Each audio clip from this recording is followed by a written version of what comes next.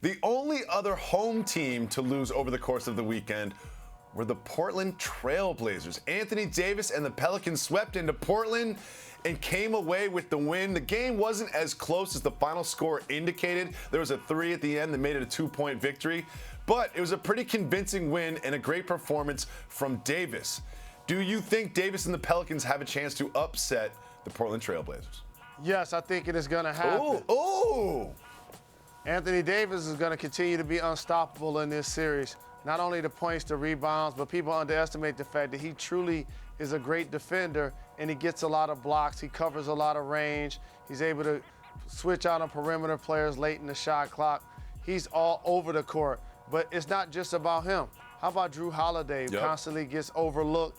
Once he got a big-time contract, a lot of people was like, wow, how they paying him that kind of money?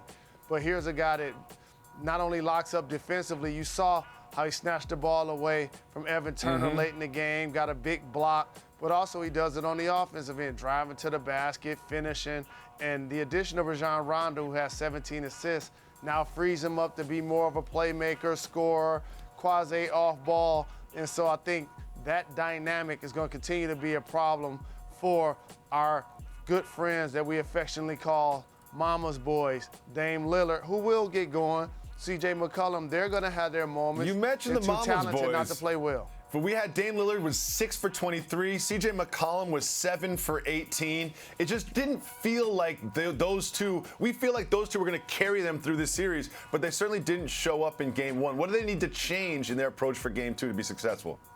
I think just to continue to stay aggressive. Like, as you mentioned, they're so talented that I think they'll find a way to get their numbers. But what has plagued Portland and become something that continues to hamstring them, last year Nurkic was hurt during the playoffs. This year, healthy, he's got to be more of a factor, scoring on the post and trying to defend Anthony Davis.